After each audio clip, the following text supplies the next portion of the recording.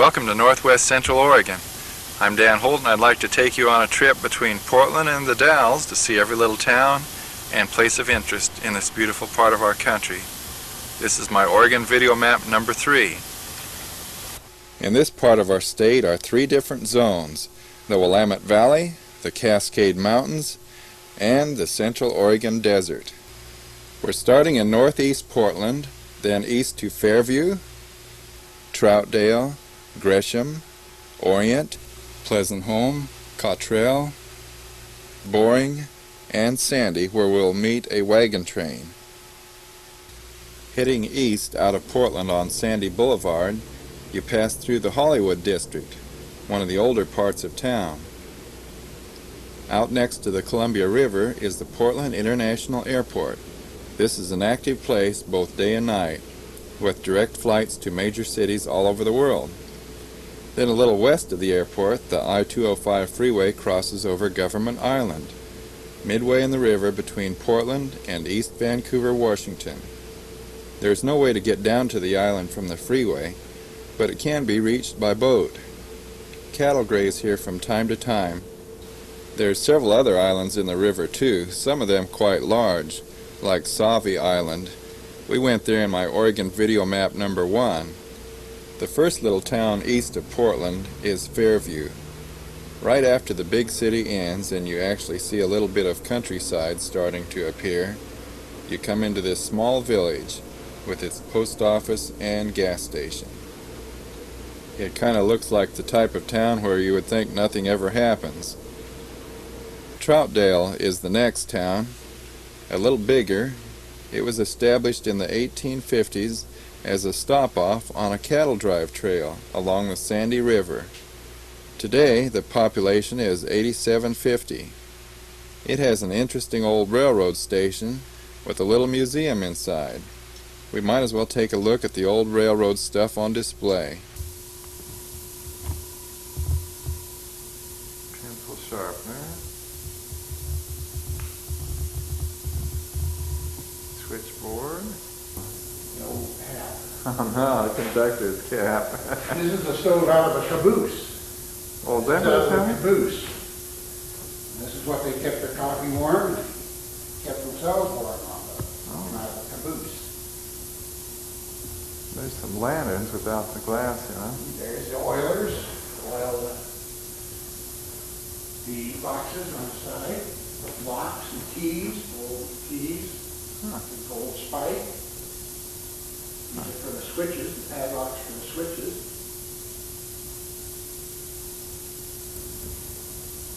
Oh, that's an old radio there and a speaker. I don't know what that is. Battery charger. Old bookkeeper's chair. Oh, power unit for the radio. Sorry. Some more lights, a couple of Browning cameras. On to the south a couple of miles is Gresham, a larger city of 75,000. We had to stop and wait for the electric train to Portland that goes right through here. From Portland, it goes to Portland. City's headed right now for Portland.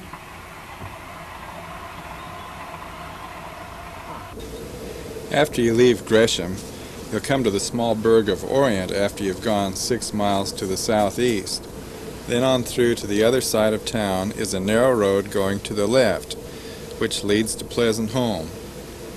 You won't find much at Pleasant Home but a grocery store and an old, well-kept-up United Methodist Church. Then in just a short distance farther, over some rolling hills, you'll come to Cottrell. It has a big school and a very interesting shop where they restore antique gas pumps and cars. A collector's paradise. You've got more stuff than the old gas pumps here? Yeah, I've got a lot of stuff. Well, maybe we should I've take... got a lot of other gas pumps that are restored too. Oh, maybe we should take a look around there. See, it's 13 cents a gallon. 4 cents state, 13 1 and a cent, half. total 18 and a half cents a gallon. What's the, the state tax only 4 cents, so that must be a different state maybe or something. It's a different era. Oh.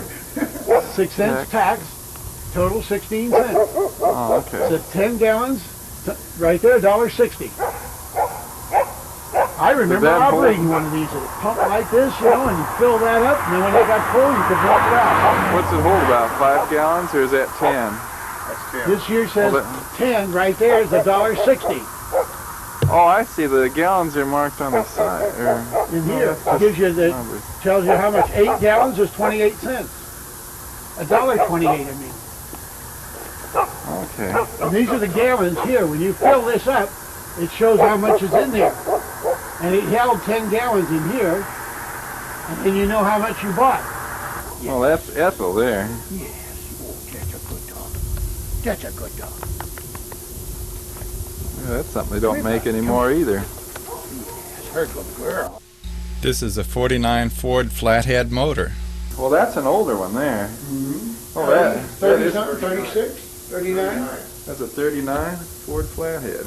Oh, they made, what's that, a 6-cylinder? No, it's a 4. Oh, I didn't know they made 4 cylinders on. I thought Ford just made 8. Huh. 29 that we're restoring. And that over there is a 35 Ford convertible sedan. Oh. Oh, and you're putting a new top on this old Ford here too, or whatever it is. Both of these cars are waiting for the upholsterer. Oh. Huh. You got somebody that does the wood and everything, huh? I do that. Oh, you did the wood? Wood on a lathe or something? No, I just did it by hand. And this is for a customer. No, this is my car. Well, that's your car. Oh. Well, that's a flathead too. Huh. Seems funny to see flatheads in such old cars. I mean, V8s It came anyway. out in 32. And this is not a show car for you. This is for you. Well, it's been done for 8 years Yeah. and has about 400 miles on it. Boring is a small country town just 12 miles east of the Portland metropolitan area on Highway 212. You have to look fast if you don't want to miss this place, because it's only about 4 blocks of stores in all. You would think that this remote-looking town would be found a long ways from Portland, and it would be very easy for people living here to forget that there's such a huge city right at its doorstep, so to speak. Sandy is another 12 miles to the east. In 1960, Sandy was about as big as Gresham, but today it's only about 1/20th as large, mostly because it's about 15 miles further away. In 1915, Sandy had 175 people, but it has grown slowly and steadily to over 3,000 today. It has several historic old buildings and even an antique car that's been restored in the Ford dealer's showroom.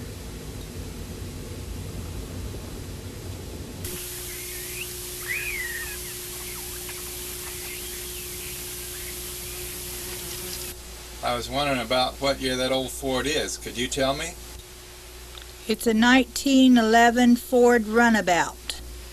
North of this car lot, we came to the evening stop-off camp of a wagon train from Wyoming, celebrating the 150th anniversary of the Oregon Trail. Most of the pioneers who came here walked the whole trip on foot. There were about 70 walkers at the end of this train. One lady said she had walked for 28 days. What's your name? Lucky Newell. Lucky Newell. I joined this thing at Dalles. the Dalles, Oregon. I traded my stock across from Philomath, Oregon. I'm going to go all the way with it, and when we get into Oregon City, there'll be a couple of days of celebration there, and then I take this wagon. It was built by the kids in Polk County. Oh, That's all the little signs on for each one. Each one of the elementary schools donated money to build us a brand new box on a 100-year-old set of wheels. And then we'll pick up another wagon train at Canby and lead it on through to Independence. It'll take about 4 or 5 days. And, we'll be making our stops at St. Paul, tractor land in Brooks, and Well, we know that. Oh, yeah. we're going to go on to the, Go over there a lot. Capitol steps and have the lunch. They're going to feed us at the Capitol, and we're going out to Brunkhouse, on around through Dallas, into Monmouth, and then into Independence for another celebration. So the kids that are in Polk County are just a part of this. They're kind of really interested in what Yeah, you're doing. the kids on all the elementary schools, they all donated their nickels and quarters, and Wow. and we had a carpenter, very fortunate, had a good carpenter, and he give us his time. He built this, and he give his time for this, and I give my time to. Well, I give 3,000 kids a ride in 3 days. Next one here is the expert wagon builders from the Henry Hill Elementary School. Being a pioneer is a rough job. It was a lot of work, This is where we got rear-ended from the wagon behind us. Oh, really? What'd they do? Bumped into Yeah, you? they bumped in and broke our board. Oh, they did, didn't they? Yeah, it's got a Accidents crack can in it. happen with wagons too. What do you cover in a day about? Oh, anywhere like today we covered 15. They said it was 15 yesterday. They said it was 20. So, you know, you vary. You keep Well, you went varying. up some pretty steep hills yesterday, too. Today and yesterday, both. Yes, we did. We had no problems. We had one team that got a little bit of a problem, and it was easy fixed. And today we didn't have a problem at all. We came right out of it. What are you doing? Somebody has a problem, they just stay behind? And somebody... Yeah, I'll just have to pull tries over to for a help minute them. till somebody gets there to help them, and then just over they go. You know. Oh, I see. These horses are all shod with boreum on their feet, so they don't slip too much on that pavement. Boring. What's that? Well, it's a mixture of copper and kind of a sand of a real hard substance, and they just don't slip. Well, that's something. It's like sandpaper. Is It'd be like kind having of, attached to the it'd be hoof like somehow? having sandpaper on the bottom of their feet. You can't see it here, I don't think, but there's a gob of it about an inch long here, right here, and then there's about 2 inches goes across here, another inch here, and they just, They really grip the Yeah, when they're walking. pavement, huh? when they're walking, you see the white marks on the pavement. They just. Huh. they Well, don't that's slip. something, huh? It's kind of like a sandpaper. It's just, well, only it's How do they attach it to the hoof? with a torch. Oh, with the torch. Put it on before the like shoes. Like hard face on a It's plow. or same as something. hard facing, only hard facing is slick. Yeah. It's a hard facing with it's put on The with rough grass, and this is like a sand or something was right in it. Only it's a hard steel of some kind. I can't think of the name of the steel that's in it. They call it boreum, and they just hang on. We met the wagon train right here on Marmot Road. Next we'll see Dodge Park, Bull Run, Firwood, Alder Creek, Cherryville, Marmot, Wildwood Park, Brightwood, Wemme, Welches, Zigzag, the Lolo Pass Road, Rhododendron, Tollgate Campground, Camp Creek, and Government Camp. Dodge Park is a nice place for swimming and picnicking on Roslyn Lake, just about 3 or 4 miles north of Sandy.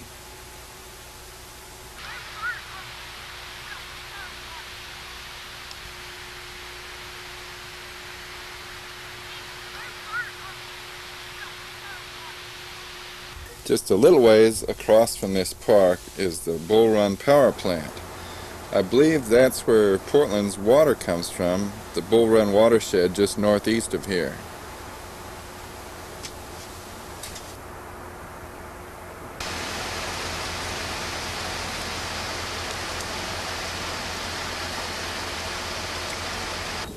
Jance's Berry Farm and a few old-style buildings line the road about a mile or so east of Sandy, in the area where the map shows Firwood used to be. There's no sign showing the name of the town anywhere, so the name Firwood must not be important. Majestic Mount Hood appears occasionally in the distance. You have to look fast to see Alder Creek because it goes by real fast while you're traveling through. There's no sign of Cherryville either, except a small marker saying Cherryville Road. About 2 miles up Cherryville Road is the old Cherryville store. It likely contained a post office too, as many of the small towns of the past did.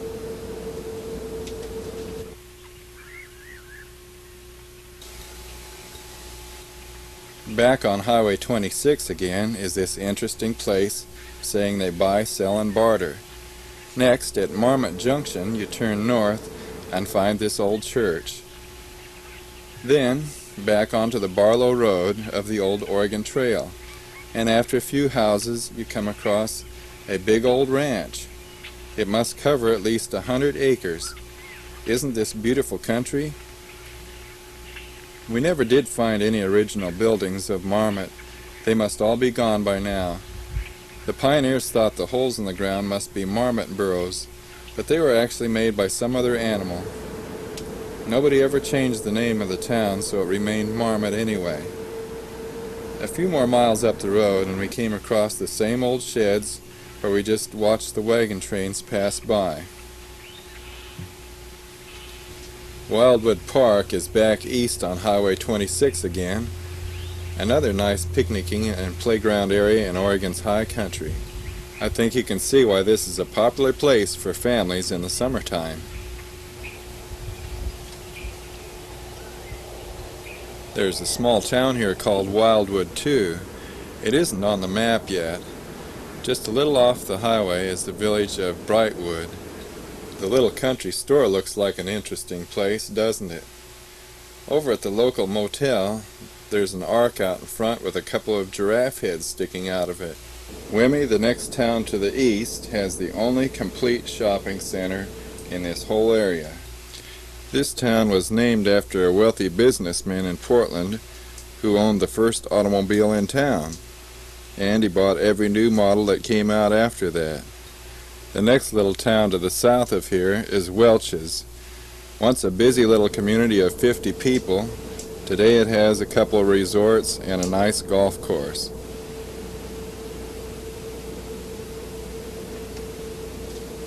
You would think that Zigzag got its name from the curvy road that goes from here around the west side of Mount Hood. But the name actually came from Zigzag River, which runs into the Sandy River. About 8 miles north on the Lolo Pass Road, you come to this breathtaking view of Mount Hood. From here on, the Lolo Pass Road gets very narrow and curvy, but it comes out at D, Oregon, which is about 35 curvy miles to the north. We'll come back here to D later after we go around the other side of Mount Hood. The next town east of Zigzag is Rhododendron. It's easy to see how this town was named. Rhododendrons grow all along the highway for miles in both directions from here. Then, just a short distance east again, is the Tollgate Campground.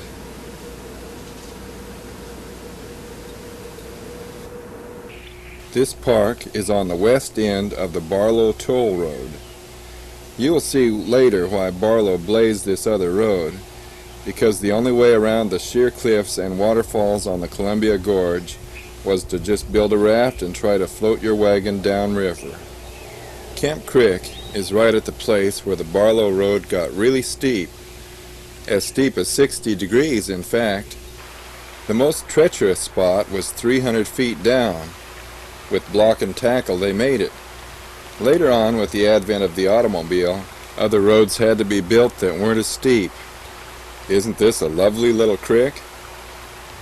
On up the mountain a few more miles is Mount Hood's West Ski Bowl.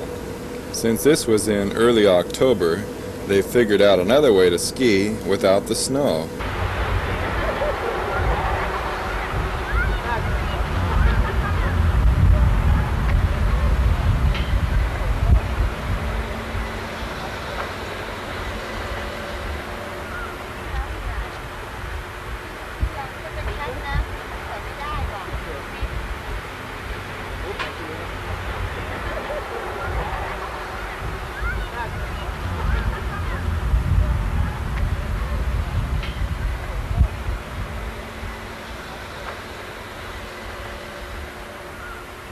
So it's a little sled they're riding, see?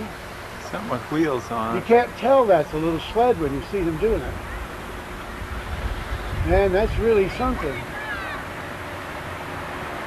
Well, that's the thing for ski enthusiasts if they can't figure a way to make snow stay here in the wintertime. That's right. Go 5 rides for $10.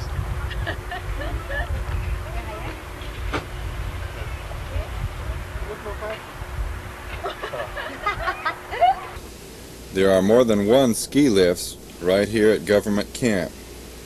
It's a quaint little alpine-type village right at the summit of Highway 26.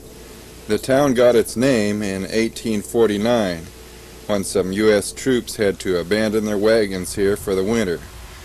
Of course, they posted a sign on it saying, "Government property, don't touch." I noticed several ski fiends around here who just can't wait until the snow gets here. Guess it's a good idea to keep in practice anyway. Just a half mile from the ski bowl west is the ski bowl east. Both these places have alternative things to do during the summer months.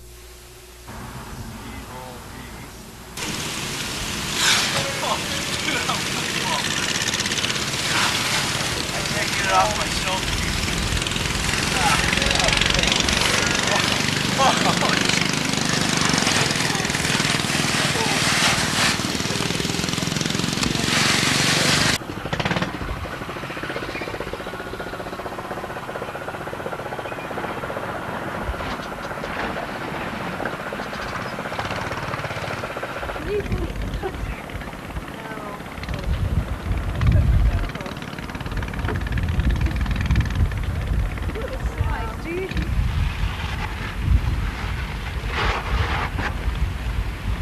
Well, that's that Velcro stuff. Velcro, that's the word I was trying to think of. He can't get out now. He's got to get himself out of the suit. Oh, this is way too big. I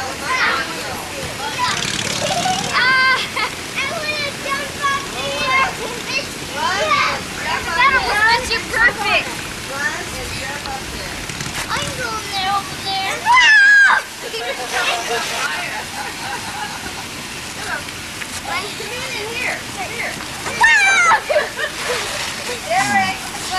Look at her face. The human fly. On the back.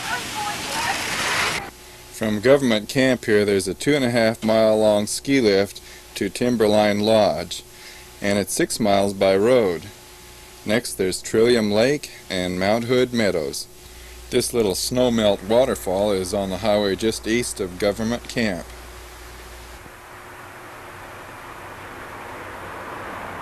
It's really ice cold water. Is it? Oh, it frees your hands. The road up to Timberline Lodge gets very steep. I can see why the long ski lift up here would be the best way to come up when the snow gets too slippery to drive. There's a brown sign on up here saying Mount Hood National Forest Campground. I can see why this is named Timberline Lodge. Most of the timber stops here and nothing much else grows further up the mountain. You know, I really do have fun seeing where all these roads go. I want to thank God who has kept His written promise to me to give us the very desires of our heart if we delight ourselves in Him. They're remodeling it this year. Oh, are they? Yep. Well, that's the end of the ski lift right there. Uh-huh. Oh, I see. And then they can ski down to the... No restrooms on the top of Magic Mile. Ah. It's kind of a little amphitheater there. That's nice. This looks like an underground garage with a chimney or an air vent hole on its tower. This is usually under a few feet of snow this high up on the mountain. Let's just spend a little time up here looking at the ski lifts and the Timberline Lodge before we head back down the steep road that we came up on.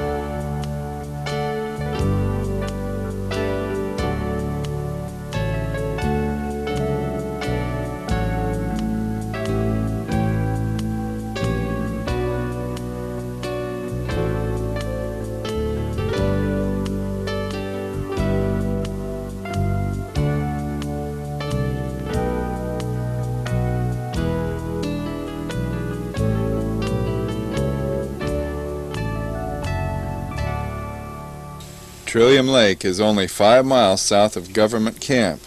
Isn't it a beautiful place? We're way from the gate. Well, that's about as far as we've gotten this first half hour. I hope you'll come back again next time if you want to see what's up a few more of these interesting old back roads up here around Mount Hood and then down the Columbia Gorge. All this happens right here next week. On this trip, we'll see how they count the fish in the Columbia River, plus a whole line of waterfalls. Bring your friends along too, or just call me for your own 1 3/4 hour copy of this Oregon video map.